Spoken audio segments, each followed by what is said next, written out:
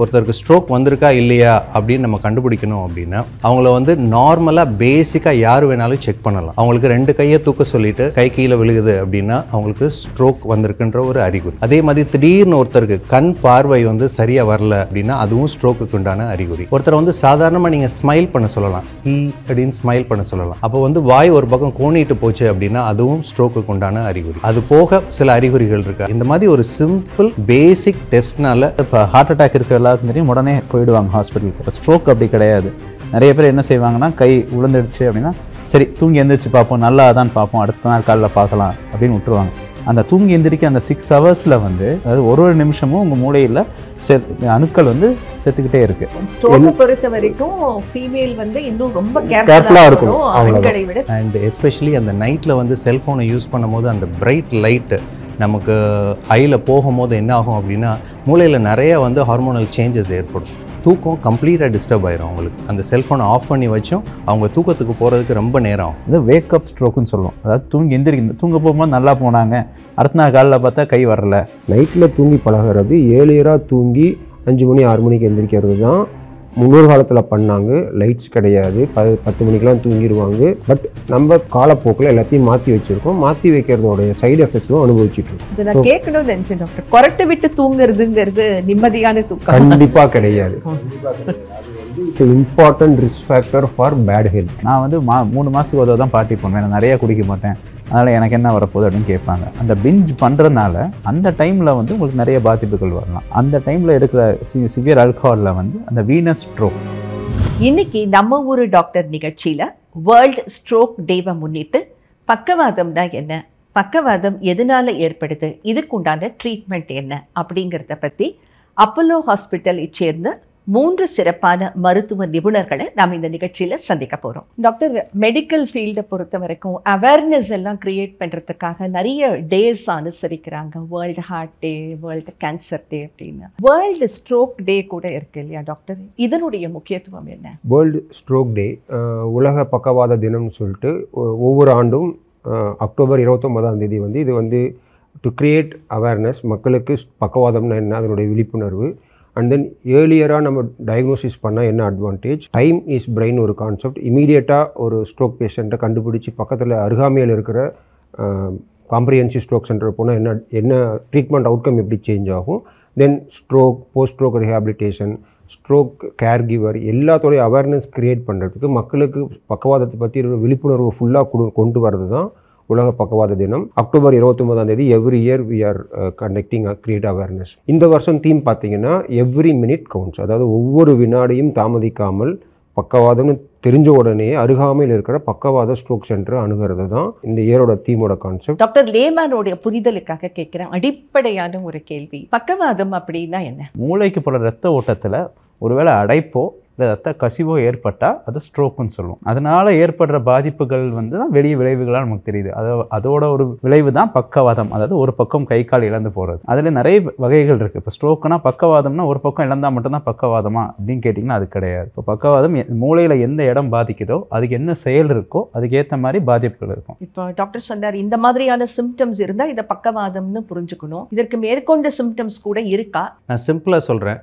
ஒருத்தருக்கு ஸ்ட்ரோக் வந்திருக்கா இல்லையா அப்படின்னு நம்ம கண்டுபிடிக்கணும் அப்படின்னா அவங்கள வந்து நார்மலாக பேசிக்காக யார் வேணாலும் செக் பண்ணலாம். அவங்களுக்கு 2 கையை தூக்க சொல்லிட்டு அவங்களுக்கு கை சரியாக நிற்காம கை கீழே விழுகுது அப்படின்னா அவங்களுக்கு ஸ்ட்ரோக் வந்திருக்குன்ற ஒரு அறிகுறி. அதே மாதிரி திடீர்னு ஒருத்தருக்கு கண் பார்வை வந்து சரியாக வரல, இல்லை ஒத்த கண் வந்து சரியாக பார்வை இல்லை அப்படின்னா அதுவும் ஸ்ட்ரோக்குக்கு உண்டான அறிகுறி. ஒருத்தரை வந்து சாதாரணமாக நீங்கள் ஸ்மைல் பண்ண சொல்லலாம், அப்படின்னு ஸ்மைல் பண்ண சொல்லலாம். அப்போ வந்து வாய் ஒரு பக்கம் கோணிட்டு போச்சு அப்படின்னா அதுவும் ஸ்ட்ரோக்குக்கு உண்டான அறிகுறி. அது போக சில அறிகுறிகள் இருக்குது. அதாவது நீங்கள் பேசுறது வந்து அவங்களுக்கு சரியாக புரியல, இல்லை நீங்கள் பேசுறதுக்கு அவங்களால சரியாக பதில் பேச முடியல அப்படின்னா அதுவுமே ஸ்ட்ரோக்குக்கு உண்டான அறிகுறி. ஒரு சிலர் வந்து நீங்கள் சாதாரணமாக நிற்க சொல்லலாம், அவங்களால பேலன்ஸ் பண்ண முடியல அப்படின்னா அதுவுமே ஸ்ட்ரோக்குக்கு உண்டான அறிகுறி. இந்த மாதிரி ஒரு சிம்பிள் பேசிக் டெஸ்ட்னால நீங்கள் வந்து அவருக்கு ஸ்ட்ரோக் சிம்டம் இருக்கா இல்லையான்னு கண்டுபிடிக்கலாம். அந்த மாதிரி ஏதாவது ஒரு சிம்டம் இருந்தது அப்படின்னா ரொம்ப ரொம்ப முக்கியம் அவங்கள உடனே வந்து எல்லா வசதியும் உள்ள ஒரு மருத்துவமனை கூட்டிகிட்டு போய் உடனே அவங்கள டெஸ்ட் பண்ணி அதுக்குண்டான உரிய வைத்தியம் கொடுத்தா அவங்க கம்ப்ளீட்டாக குணப்படுத்த முடியும். இப்போ ஒருத்தருக்கு பக்கவாதம் இருக்கு அப்படிங்கிறது தெரிஞ்சு போச்சுன்னா டாக்டர், உடனடியாக நான் என்ன நடவடிக்கை எடுக்கணும்? உடனே வந்து எல்லா வசதியும் உள்ள ஒரு மருத்துவமனைக்கு கூட்டிகிட்டு போகணும். அதாவது வந்து அந்த மருத்துவமனையில் வந்து சில ஃபெசிலிட்டிஸ் இருக்கணும். அதாவது உடனே அவங்களை எக்ஸாமின் பண்ணணும், எமர்ஜென்சி ரூமில் எக்ஸாமின் பண்ணி உடனே ஸ்கேன்ஸ் பண்ணணும். அதாவது சிடி ஸ்கேன் ஒரு எம்ஆர்ஐ ஸ்கேன் இமீடியட்டாக பண்ணால் அது என்ன டைப் ஆஃப் ஸ்ட்ரோக், அதாவது மூளையில் இரத்த கசிவா இல்லை மூளைக்கு போகிற இரத்த குழாயில் பாதிப்பு இருக்கா அப்படிங்கிறத வந்து உடனே அறிஞ்சு அதுக்குண்டான வைத்தியத்தை ஸ்டார்ட் பண்ண முடியும். அதுக்குண்டான வைத்தியம் ஒரு சிலருக்கு வந்து நம்ம மருந்துகள்லேயே சரிப்படுத்த முடியும். ஒரு சிலருக்கு வந்து சில அட்வான்ஸ்டு ப்ரொசீஜர்ஸ், அதாவது இரத்த குழாய் உள்ளே இருக்க கிளாட்டை ரிமூவ் பண்ணி அவங்களுக்கு வைத்தியம் கொடுக்கணும். ஸோ இந்த மாதிரி எல்லா வசதிகளும் உள்ள ஒரு மருத்துவமனைக்கு உடனே கூட்டிகிட்டு போனோம் அப்படின்னா ரொம்ப துரிதமாக டைம் எதுவுமே வேஸ்ட் ஆகாமல் அவங்களுக்கு உடனே வைத்தியம் கொடுக்க முடியும். இந்த கோல்டன் பீரியட் நம்ம சொல்லுவாங்க. அதாவது இப்போ எப்படின்னா வந்து இப்போ ஹார்ட் அட்டாக் இருக்கிற எல்லாருக்கும் தெரியும், உடனே போயிடுவாங்க ஹாஸ்பிட்டலுக்கு. ஏன்னா அவங்களுக்கு வந்து வலி இருக்கும். ஸோ வலிங்கிறது எல்லாருக்கும் பயம் வரும். ஸோ அந்த வலியை பார்த்தோன்னே உடனே ஹாஸ்பிட்டல் போகணுன்னு போயிடுவாங்க. இப்போ ஸ்ட்ரோக் அப்படி கிடையாது. நிறைய பேர் என்ன செய்வாங்கன்னா, கை உளுந்துடுச்சு அப்படின்னா சரி தூங்கி எந்திரிச்சு பார்ப்போம், நல்லா தான் பார்ப்போம், அடுத்த நாள் காலைல பார்க்கலாம் அப்படின்னு விட்டுருவாங்க. அந்த தூங்கி எந்திரிக்க அந்த 6 ஹவர்ஸில் வந்து டாக்டர் சதீஷ் சொன்ன மாதிரி டைம் இஸ் பிரெயின். அதாவது ஒரு நிமிஷமும் உங்கள் மூளையில் அணுக்கள் வந்து செத்துக்கிட்டே இருக்குது, ரத்த ஓட்டம் போகாதனால செத்துக்கிட்டே இருக்குது. ஸோ அவ்வளோ நேரம் போயிடுச்சுன்னா டேமேஜ் ஆக்சுவலாக அதிகமாகிறதுக்கும் நம்ம சரி பண்ணுறதுக்கான வாய்ப்புகளும் கம்மியாகிட்டே வருது. அதனால தான் எவ்வளோ சீக்கிரம் போகிறீங்களோ அவ்வளோ சீக்கிரம் நல்லதுன்னு சொல்லுவோம். டாக்டர், சில முதியவர்களுக்கு இந்த நம்னஸ் இருக்கும் இல்லை டாக்டர், அது வந்து நிறைய பேர் சொல்லி நான் கேள்விப்பட்டிருக்கேன். காலையில் எழுந்தோடனே எனக்கு கை கால்கள் கொஞ்சம் நம்பாக இருக்கிற மாதிரி இருக்குது. அதை நம்ம ஸ்ட்ரோக்குக்கு வந்து ஸ்ட்ரோக் அப்படின்னு நினச்சி பார்க்கணுமா, இல்லை அது ஒரு சாதாரண விஷயம் இருக்கலாம்? அதாவது numbness is a symptom of stroke தான். ஆனால் அது திடீர்னு ஆரம்பிச்சுது அப்படின்னா, ஒரு பக்கம் ஒரு கை காலில் மட்டும் இருக்குது, இந்த பக்கம் இல்லை அப்படின்னா அது ஸ்ட்ரோக்காக இருக்கலாம். இப்போ நம்ம அந்த ஸ்ட்ரோக்குங்கிற பேர் ஏன் வந்துச்சுன்னு கேட்டிங்கனாலே அதில் தான் வந்தது. ஏன் வச்சாங்கன்னா, as if being struck down by the hand of God, அதனால தான் ஸ்ட்ரோக்குனே வந்தது. அது இப்போ நிறைய யங் பீப்புளுக்கே வந்து ஹார்ட் அட்டாக் நிறைய வருதுன்றதை நம்ம நிறைய படிக்கிறோம் கேட்குறோம் இல்லையா டாக்டர், அது ஸ்ட்ரோக்குக்கும் இப்போ பொருந்துதா? கரெக்டாக சொன்னீங்க. அதாவது ஹார்ட் அட்டாக் எப்படி எந்த வயசுலேயும் வரலாமோ, பிரெயின் அட்டாக்கும் எந்த வயசுலேயும் வரலாம். இப்போ ஆனால் காரணங்கள் வந்து ஹார்ட் அட்டாக்குக்கும் இதுக்கும் சில வேரியேஷன்ஸ் உண்டு. பட் நிறையா வந்து ஒத்து போகும். இப்போ வந்து சுகர் இருக்கிறதோ, பிபி இருக்கிறதோ, கொலஸ்ட்ரால் அதிகமாக இருக்கிறதோ வந்து சின்ன வயசுலேயும் வரலாம் அப்படிங்கிறத கண்டுபிடிச்சிக்கிட்டு இருக்கோம். ஸோ அதுலேயும் வந்து அப்போ இருக்கிறவங்களுக்கு சின்ன வயசில் ஸ்ட்ரோக் வரலாம்.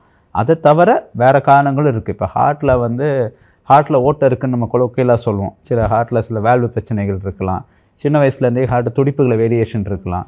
இப்போ ரத்த ஓட்டம், சில பேருக்கு ரத்த ஓட்டம் உறையிறது சீக்கிரமாக உறையும். ஆட்டோ இம்யூன் கண்டிஷன் சொல்லலாம், அதாவது எதிர்ப்பு சக்தி ஓவராக வேலை பார்க்குறது. இந்த மாதிரி பிரச்சனைகள்லாம் இருக்கிறவங்களுக்கு வந்து ஸ்ட்ரோக், ரத்தம் உறையிற ரிஸ்க்கு வந்து அதிகம். ஸோ அவங்களுக்கு வந்து ஸ்ட்ரோக்குங்கிறது எந்த ஏஜில் வேணால் வரலாம். சிறு குழந்தை, அதாவது இன்ஃபென்டைல் ஸ்ட்ரோக்னே ஒரு கண்டிஷன் இருக்குது. அதில் வந்து 90 எந்த வயசு வேணாலும் உங்களுக்கு ஸ்ட்ரோக் வர வாய்ப்புகள் உண்டு. எஸ்பெஷலி வேறு பிரச்சனைகள், அதாவது ரத்தத்தில் பிரச்சனைகளோ இப்போது ஹார்ட்டில் பிரச்சனைகளோ இருக்கிறவங்களுக்கு வந்து சின்ன வயசில் ஸ்ட்ரோக் வர வாய்ப்பு ரொம்ப அதிகம். இதுக்கு எல்லாமே வந்து அந்த ஹெரிடிட்ரி காரணமாக இருக்கலாமா? இப்போ என்னோட தாத்தாக்கு இல்லை அப்பாவுக்கு ஸ்ட்ரோக் வந்ததுன்னா அது வந்து அடுத்த ஜெனரேஷனுக்கும் இது பாஸ் ஆன் ஆகக்கூடிய வாய்ப்புகள் அதிகமாக. இப்போ நம்ம சுகர், நீ சொன்ன மாதிரி சுகர், அதாவது டயபெட்டிஸ், ஹைப்பர் டென்ஷன் வந்து வழியாக வர வாய்ப்பு இருக்குதுன்னு கண்டுபிடிச்சிருக்காங்க. பட் இதுக்கு ஸ்பெசிஃபிக் மரபணு இந்த ஜீன் தான் பிரச்சனை, இதுதான் காரணங்கிறது நிறைய டைம் கண்டுபிடிக்கிறது கிடையாது. குடும்பத்தில் நிறைய பேருக்கு இருந்தால் உங்களுக்கு வர வாய்ப்பு இருக்குது. பட் அந்த ரிஸ்க் ஃபேக்டர்ஸ் எல்லாம் சேர்ந்து வரும்போது டாக்டர் ஸ்ரீனிவாசன் சொன்ன மாதிரி இந்த பிளாக் ஏற்படுற வாய்ப்புகள் அதிகம். ஸோ ஒருத்தருக்கு ஹார்ட் அட்டாக் இருந்ததுன்னா அவங்களுக்கு ஸ்ட்ரோக் வரலாம். ஒருத்தருக்கு ஸ்ட்ரோக் இருந்ததுன்னா அவங்களுக்கு ஹார்ட் அட்டாக் வரலாம். பெரியவங்களுக்கு, அதாவது அப்பா அம்மா, தாத்தா பாட்டி, அவங்களுக்கு ஹார்ட் அட்டாக் இல்லை ஸ்ட்ரோக் இருந்ததுன்னா, எந்த வயதினர் இருந்ததுன்னா அதுக்கு அடுத்தடுத்த ஜென்ரேஷனுக்கு ஸ்ட்ரோக் ரிஸ்க்கு நார்மல் பாப்புலேஷனோட அதிகம்தான். பட் அதுக்காக நம்ம பயப்படணும்னு அவசியம் இல்லை. நம்ம உஷாராக இருந்து ப்ரிவென்ட் பண்ணுறதுக்கான காரணிகளை கண்டுபிடிக்கணும். அன்ஃபார்ச்சுனேட்லி பழைய ஜென்ரேஷன், அதாவது நம்மளோட தாத்தா பாட்டிங்களோட கம்பேர் பண்ணும்போது நம்ம அப்பா அம்மாவோட டயட் பேட்டர்ன் சேஞ்ச் ஆகிருக்கு. அவங்களோட செயல்பாடுகள், அவங்களோட ஆக்டிவிட்டி, அவங்க எவ்வளோ உழைக்கிறாங்க அப்படிங்கிறதும் மாறி இருக்குது. இன்ஃபேக்ட் இப்போ இருக்க கரண்ட் ஜென்ரேஷனுக்கு பார்த்திங்கன்னா நம்மளோட டயட் பேட்டர்ன் கம்ப்ளீட்டாகவே சேஞ்ச் ஆகிருச்சு. அண்ட் மோரோவர் நம்மளோட ஃபிசிக்கல் ஆக்டிவிட்டி ரொம்பவே குறைஞ்சி போச்சு. ஸோ இதனால் நாளடைவில், அதாவது பரம்பரையாக வரக்கூடிய வியாதிகள் வந்து இன்னும் நமக்கு சீக்கிரமாகவே தாக்கக்கூடிய வாய்ப்புகள் நிறையா இருக்குது. ஹார்ட் அட்டாக்கை பொறுத்த வரைக்கும் ஒரு பொதுவான பிலீஃப் என்னென்னா, பெண்களுக்கு மெனோபாஸுக்கு முன்னாடி மெனோபாஸுக்கு அப்புறம் ஸ்ட்ரோக்குடைய ரிஸ்க் பெண்களில் ரொம்ப அதிகமாக இருக்குது. கண்டிப்பாக. இப்போ இப்போ ஹார்ட் பொறுத்த வரைக்கும் டூரிங் மெனோபாஸ் வரைக்கும் ப்ரொடெக்டிவ். பிரெயின் அந்த அளவுக்கு கேட்டால் நான் இல்லைன்னு தான் சொல்ல முடியும். ஏன்னா நம்ம முன்னாடியே நான் சொன்ன மாதிரி எந்த ஏஜ்லேயுமே ஸ்ட்ரோக் வரலாம். ஸோ இப்போ பார்த்தீங்கன்னா ஃபீமேல்ஸ் அப்படின்னு பார்த்தீங்கன்னா யங் ஏஜ்லேயுமே ஸ்ட்ரோக் வரலாம். இப்போ ஒருத்தருக்கு வந்து டிலேடு பியூபர்ட்டி இல்லை ஏர்லி மெனோபாஸ் இல்லை அவங்களுடைய நார்மல் ப்ரெக்னென்சி அது ரிலேட்டட் காம்ப்ளிகேஷன்ஸ் வரும். For example pregnancy related BP இருக்குது, சுகர் இருக்குன்னா அந்த டைமில் ஸ்ட்ரோக் ரிஸ்க்கு அதிகம். ப்ரெக்னென்சி டைமில் வீனஸ் ஸ்ட்ரோக்னு சொல்லுவோம். ஆர்ட்ரி இல்லாமல் வெயினில் வந்து ஸ்ட்ரோக் பிளாக் ஆகலாம்.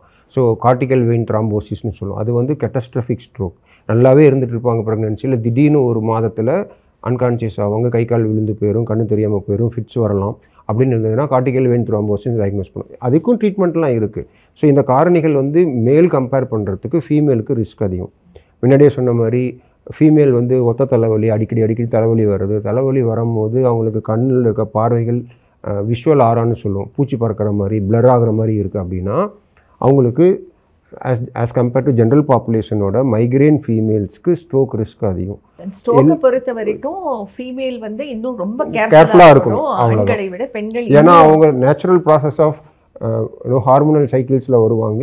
ப்ளஸ் லைஃப் ஸ்டைல் ஃபேக்டர்ஸ் அவங்கள பொருட்படுத்திக்க மாட்டாங்க. அதாவது வேலை ஃபேமிலின்னு இருப்பாங்க. அவங்க பிபி செக் பண்ண மாட்டாங்க, சுகர் பார்த்துருக்க மாட்டாங்க. அப்படிங்கும் போது இந்த ரிஸ்க் ரொம்பவே இன்க்ரீஸ் ஆகும். நம்ம ஊரில் அதே மாதிரி மாத்திரை செலவாகுது, மாத்திரையை போடாமல் விட்றதும் மோஸ்ட்டாக பார்த்திங்கன்னா ஃபீமேல்ஸாக தான் இருப்பாங்க. அதுக்காக யோசிச்சுட்டு மாத்திரை போடாமல் விட்றதும், டயபெட்டிக் மெடிக்கேஷன் விட்றதும், இல்லை ஏற்கனவே ஹார்ட் அட்டாக் வந்து மாத்திரை போட சொல்லியிருப்பாங்க அதை போடாமல் விட்றது, இதெல்லாமே வந்து இன்னொரு ஸ்ட்ரோக் வர்றதுக்கான பெரிய ஹை ரிஸ்க்கை வந்து நமக்கு உண்டாக்குது. இப்போ நீங்கள் சொல்கிறத வச்சு பார்க்கும்போது டாக்டர், ஒரு பேஷண்ட்டுக்கு ஏற்கனவே ஸ்ட்ரோக் வந்து அட்டாக் ஆகிடுதுன்னா மறுபடியும் அவருக்கு ஸ்ட்ரோக் ஏற்படக்கூடிய வாய்ப்பு கூட இருக்கா? இப்போ நம்ம ஸ்ட்ரோக் எடுத்துக்கிட்டோம்னா, ஸ்ட்ரோக்கோட வைத்தியம்னு எடுத்துக்கிட்டோம்னா ஃபஸ்ட்டு ஸ்டெப் வந்து ஸ்ட்ரோக் பேஷண்ட்டை ஹாஸ்பிட்டலுக்கு கூப்பிட்டு வரணும். அப்போ வந்து இப்போ வந்திருக்க ஸ்ட்ரோக்கை வந்து ரிவர்ஸ் பண்ண ட்ரை பண்ணுறோம். அதுதான் வந்து அந்த தாம்போலைசிஸ், அதை மருந்து கொடுத்து கிளாட் கிரியேட் பண்ணுறதோ, ப்ரொசீஜர் பண்ணி எடுத்து விட்றதோ. அதுக்கு அடுத்தது வந்து அது காம்ப்ளிகேஷன் வராமல் பார்க்கணும். பெரிய ஸ்ட்ரோக்காக இருந்தால், மூளையில் பாதிப்பு இருந்தால், அது சிவியராக மூளையில் நிறைய இடங்கள், சில டைம் பெரிய ஸ்ட்ரோக்காக வந்து 50% மூளையே பாதிக்கும். ஸோ அந்த மாதிரிலாம் இருக்கும்போது உயிருக்கு ஆபத்தாக வாய்ப்புகள் இருக்குது. ஸோ அந்த மாதிரி இருக்கும்போது அதுலேருந்து பிரச்சனை வராமல், காம்ப்ளிகேஷன் இல்லாமல் அவங்கள காப்பாற்றி கொண்டு வர்றது ஃபஸ்ட்டு ஸ்டெப்.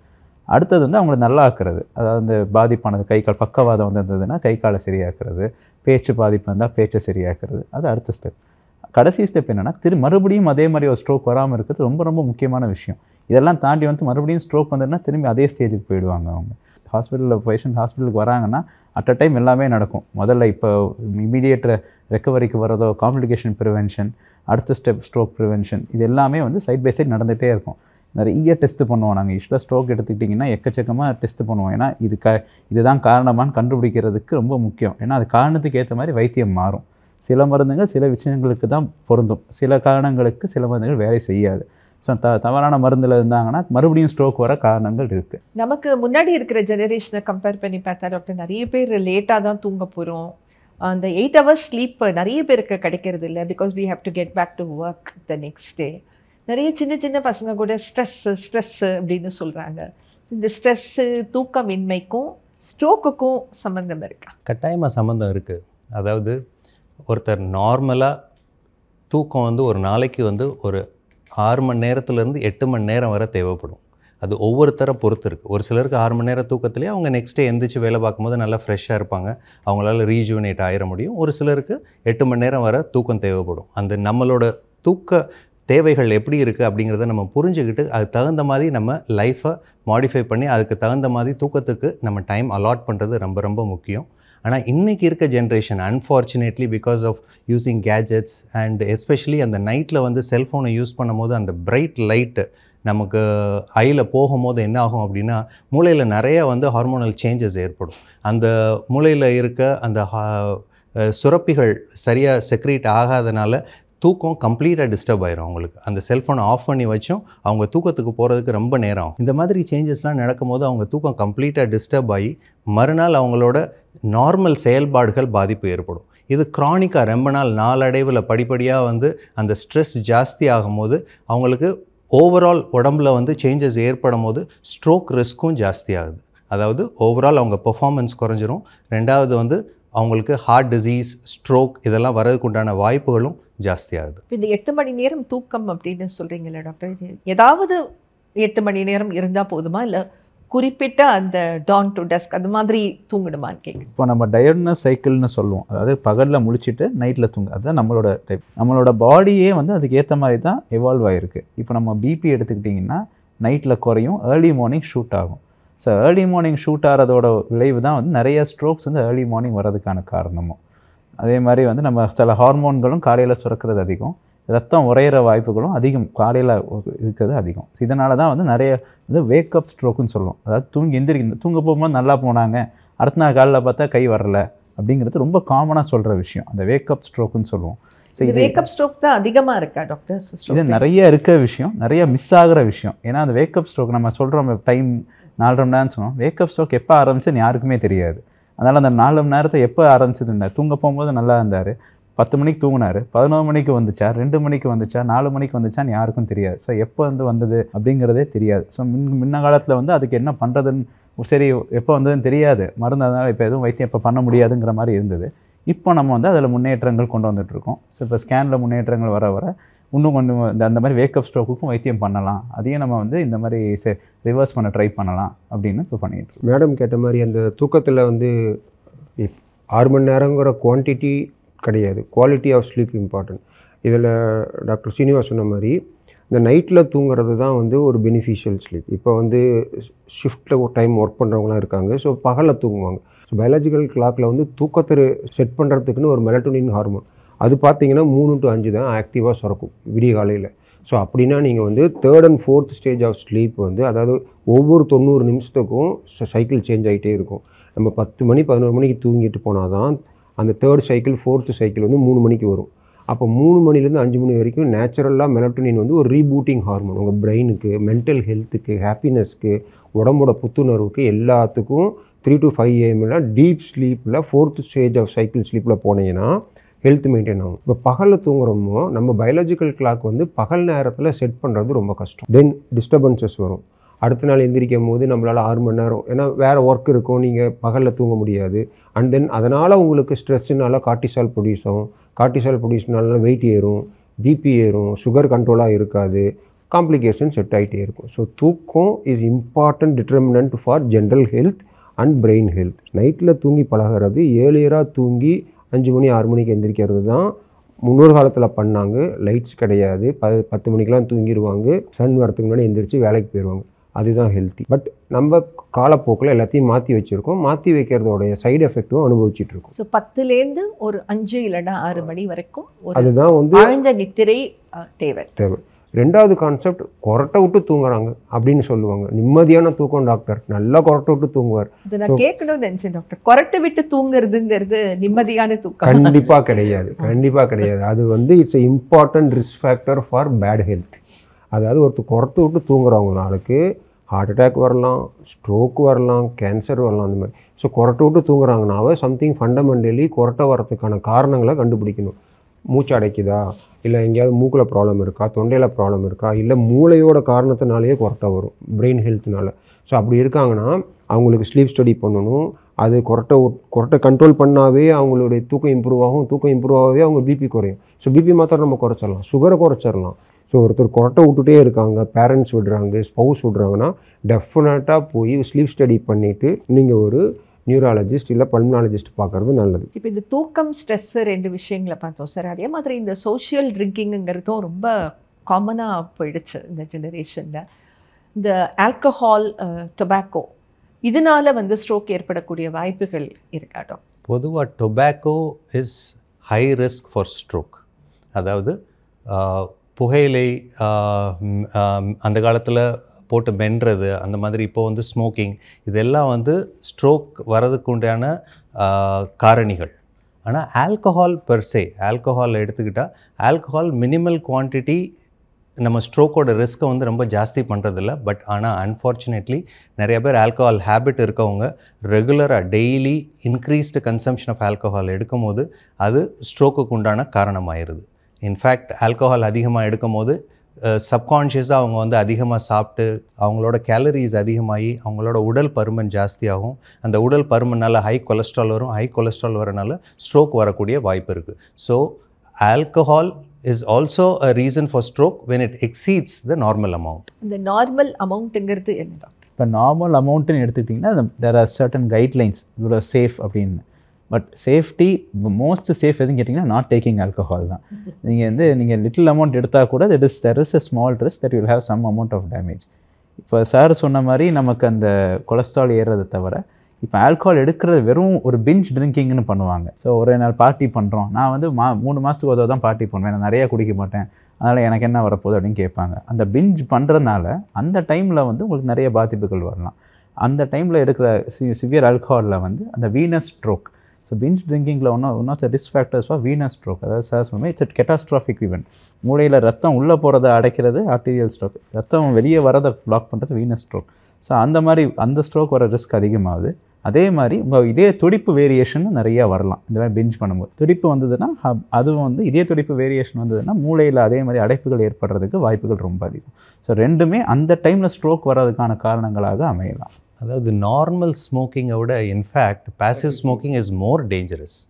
ஏன்னு பார்த்தீங்கன்னா ஒருத்தர் ஸ்மோக் பண்ணுறாங்க அப்படின்னா அவங்க ஸ்மோக் பண்ணி எக்ஸ்ஹேல் பண்ணும்போது ரொம்ப ஃபைன் பார்ட்டிகிள்ஸ் அது வந்து பாசிவ் ஸ்மோக்கிங் பண்ணுறவங்க, அதாவது சுற்றி இருக்கவங்கெல்லாம் வந்து அதை இன்ஹேல் பண்ணுவாங்க. அண்ட் நாளடைவில் அது ஆகும்போது அவங்க வந்து ஸ்மோக் பண்ணாமையே ஸ்மோக் பண்ணவங்களோட அதிக பாதிப்புக்கு உள்ளாவாங்க. இப்போ ஸ்மோக்கிங் எடுத்துட்டிங்கன்னா நம்ம சுகர், பிபி, கொலஸ்ட்ரால் எப்படி வந்து பிளாக் உருவாக்குறதுக்கு வாய்ப்பு இருக்குதுன்னு சொல்லிட்டு இருக்கோமோ, ஸ்மோக்கிங் அதே அளவுக்கு ரிஸ்க்கை கொண்டு வரும்.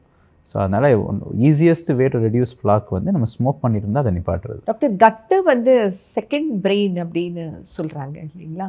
ஸோ கட் ஹெல்த் வந்து ஸ்ட்ரோக் வராமல் இருக்கிறதுக்கு எவ்வளோ important? So gut and brain connection பார்த்தீங்கன்னா it's a bidirectional connect. So gut நல்லா இருந்தால் தான் பிரெயின் நல்லாயிருக்கும், பிரெயின் நல்லா இருந்தால் தான் கட்டு நல்லாயிருக்கும். இது வந்து பிரெயினுக்கு கட்டுக்கு மட்டும் கனெக்ஷன் கிடையாது. உடம்புல இருக்கிற எந்த நோய் எடுத்துக்கிட்டிங்கனாலும் கட்டும் பிரெயினும் ஒழுங்காக இருந்தால் தான் உற்சவர் மூலம் வர மாதிரி இது ரெண்டும் ஒழுங்காக இருந்தால் தான் ஹெல்த்து நல்லாயிருக்கும், ஸ்பிரிச்சுவாலிட்டி நல்லாயிருக்கும்.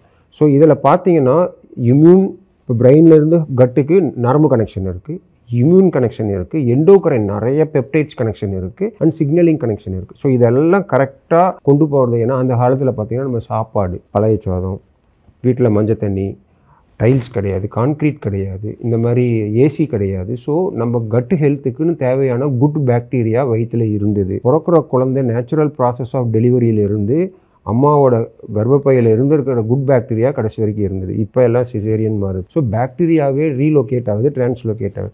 நம்மளுக்கு ஈஸியாக ஆன்டிபயோட்டிக் கிடைக்கிது, போகிறோம் வயிற்று சரியில்லை ஒரு ஆன்டிபயோட்டிக் பாப் பண்ணுறோம். ஸோ உடம்புல இருக்கிற குட் பாக்டீரியாவும் சேர்ந்து போகுது. அப்படிங்கும் போது கட்டில் இருக்கிற பாக்டீரியா மாறுச்சுன்னா உங்களுடைய வெயிட் குண்டாகிறதுக்கும் கட் சிஸ்டம் இருக்குது, நீங்கள் ஸ்ட்ரெஸ் ஆகிறதுக்கும் கட்டு காரணமாக இருக்கலாம், உங்களுக்கு டிசீஸ் வரதுக்கும் கட்டு காரணமாக இருக்கலாம், தூக்கமின்மைக்கும் கட்டு காரணமாக இருக்கலாம், கேன்சர் வரதுக்கும் கட்டு காரணமாக இருக்கும். ஸோ டெஃபினட்டாக லிங்க் இருக்குது.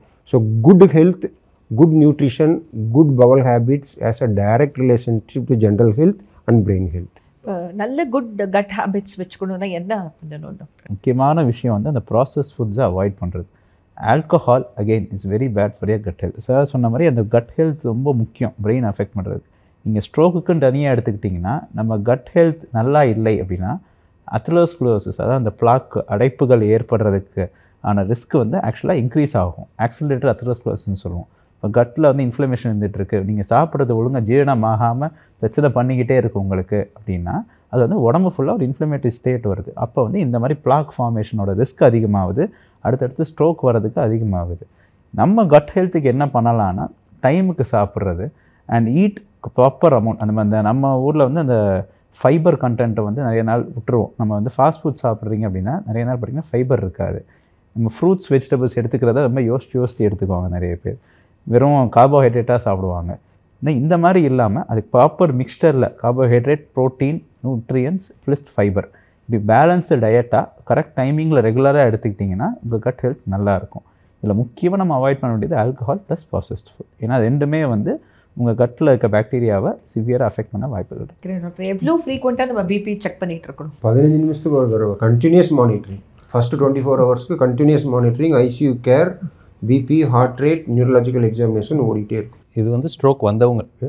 பொதுவாக ஸ்ட்ரோக் வராதவங்களுக்கு நார்மலாக அவங்களோட ஏஜ் குரூப்பை பொறுத்து ஒருத்தர் வந்து 40-45 வயசை தாண்டிட்டாங்க அப்படின்னா மாதத்துக்கு ஒரு தடவை பிபிஐ செக் பண்ணுறது ஊர்ஜிதம்.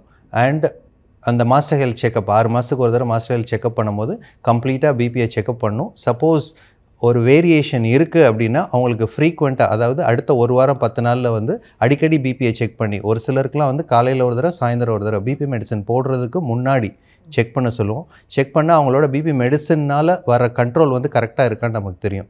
ஸோ அந்த மாதிரி பிபி மேனேஜ்மெண்ட்டுக்கு வந்து நம்ம மெஷர் பண்ணுறது வந்து பேஷண்ட்டோட தன்மையை பொறுத்து நம்ம வேரி பண்ணிக்குவோம். பிபி வந்து வெவ்வேறு டைமில் பார்க்கணும், ஒரே டைமில் பார்க்கக்கூடாது. ஏன்னா பிபி ஃப்ளக்சுவேஷன் காமன், நார்மல் சில பர்சனுக்கு பேர் நின்றுக்கிட்டு தான் பார்க்கணுன்றாங்க, சில பேர் உட்கார்ந்தபடி தான் அதுவும் பார்க்கணும். ஏன்னா சம்டைம்ஸ் வந்து சுப்பைன் எந்திரிச்சு நின்னா ஹைப்போடென்ஷன் அதெல்லாம் பார்ப்போம். கொஞ்சம் பேருக்கு கிடினஸ், தலை சுற்றுது, இருட்டாகி கீழே விழுந்துடுறாங்க. அப்படிங்கிறவங்களுக்கு வந்து பிபி எந்திரிச்சு நின்னா லோ ஆகிறதுங்கிறதே ஒரு டிசீஸ் தான். அவங்களுக்கு எந்த காரணம் படுக்க வச்சு பிபி பார்க்கணும், நிற்க வச்சு பிபி பார்க்கணும், ரெண்டுலேயுமே டிஃப்ரென்ஸ் தெரிஞ்சிடும். படுக்கும்போது நார்மலாக இருக்கும், எந்திரிச்சு நின்னா பிபி குறைஞ்சிரும், அவங்களுக்கு கிடி ஆவாங்க. கொஞ்ச நேரம் நின்றுட்டே இருந்தாங்கன்னா கண் இருட்டும், அப்படியே மயக்கம் போட்டு விழுந்துருவாங்க. ஸோ அதெல்லாம் செக் பண்ண தான் செய்வோம். மெயினாக ஒருத்தருக்கு பிளட் ப்ரெஷர் இருக்குன்னா பதட்டப்பட தேவையில்லை. நார்மலான டைமில் அவங்க பிபி செக் பண்ணும். அதுக்கப்புறம் 2-3 ரீடிங் வந்து 140/90க்கு மேலே இருக்குது. அந்த 2-3 ரீடிங்கும் டிஃப்ரெண்ட் டைம்ஸ் ஆஃப் த டேல பார்த்துருக்காங்கன்னா அவங்க பிபி பேஷண்ட்டாக இருக்கலாம். பக்கத்தில் இருக்கிற ஃபிசிஷியன், கார்டியாலஜிஸ்ட் இல்லை எந்த டாக்டர் பார்க்கணுமோ அவங்க பார்த்தோம்னா அவங்க லேபிள் பண்ணி மெடிசின் தேவையா, மற்ற ரிஸ்க் ஃபேக்டர்லாம் இருக்கான்னு பார்த்துட்டு என்ன மெடிசின் சூட் ஆகும்னு தருவாங்க. டாக்டர், பக்கவாதத்தை பற்றி நிறைய விஷயங்கள் பேசணும். இந்த வேர்ல்டு ஸ்ட்ரோக் டேயை முன்னிட்டு நீங்கள் கொடுக்கக்கூடிய ஒரு குட்டி message. Stroke is preventable and curable. So be on time. Stroke is treatable. Time is crucial, time is brain. So அருகாமையில் இருக்கிற காம்ப்ரிஹென்சிவ் ஸ்ட்ரோக் சென்டர் ஐடென்டிஃபை பண்ணி வச்சுக்கோங்க, யாராக இருந்தாலும் ஃபேமிலி மெம்பர்ஸ். தென் அப்படி இல்லையா, பக்கத்தில் இருக்கிற stroke ready hospital, CT scan இருக்கா, நியூராலஜிஸ்ட் இருக்கா, அதை தெரிஞ்சு வச்சுக்கோங்க. ரெண்டாவது, பயப்படாதீங்க. ஹெல்த்தி லைஃப் ஸ்டைல், அது 90% ஆஃப் ஸ்ட்ரோக்ஸை ப்ரிவென்ட் பண்ண முடியும். அப்பா ஸ்ட்ரோக்கில் இருந்தார், அப்பாவுக்கு ஹார்ட் அட்டாக் வந்தாலும் பிரச்சனையே கிடையாது, பயமே கிடையாது. மூணாவது, அட்வான்ஸ் ட்ரீட்மெண்ட் இருக்குது, கிரேட் அவுட்கம்ஸ் கொடுத்துருக்காங்க. பிலீவ் பண்ணி ட்ரஸ்ட் பண்ணி வந்தீங்கன்னா எல்லாமே சரியாகும். ஸ்ட்ரோக்கில் அவசரமும் தேவை, பொறுமையும் தேவை. அவசரம் முதல்ல தேவை, உடனடியாக ஹாஸ்பிட்டல் போகிறதுக்கு அவசரம் தேவை. ஸ்ட்ரோக் வந்ததுக்கப்புறம் ரெக்கவரிக்கு பொறுமை ரொம்ப முக்கியம். ஸோ ரெண்டுமே இருந்து நமக்கு ஒழுங்காக வைத்தியம் பண்ண முடியும். பொதுவாக நம்ம அவசரப்படாதீங்கன்னு தான் சொல்லுவோம் இல்லையா டாக்டர்? அதான் ஸ்ட்ரோக்கை பொறுத்த வரைக்கும் அவசரப்பட்டு தான் ஆகணும். எமர்ஜென்சி. வேர்ல்ட் ஸ்ட்ரோக் டேயை முன்னிட்டு பக்கவாதத்தை பற்றி நிறைய விஷயங்கள் டிஸ்கஸ் பண்ணுவோம் டாக்டர். பக்கவாதம் ஏன் வருது, இதுக்கு ஹெரிடிட்ரி ஃபேக்டர்ஸ் இருக்கா, எப்படி ட்ரீட் பண்ணுவீங்க, உங்களுடைய பர்சனல் எக்ஸ்பீரியன்ஸஸையும் இந்த அரங்கத்துக்கு வந்து என்னோட பகிர்ந்துக்கிட்டதுக்கு, நம்முடைய நேயர்களோட பகிர்ந்துக்கிட்டதுக்கு ரொம்ப நன்றி. நன்றி.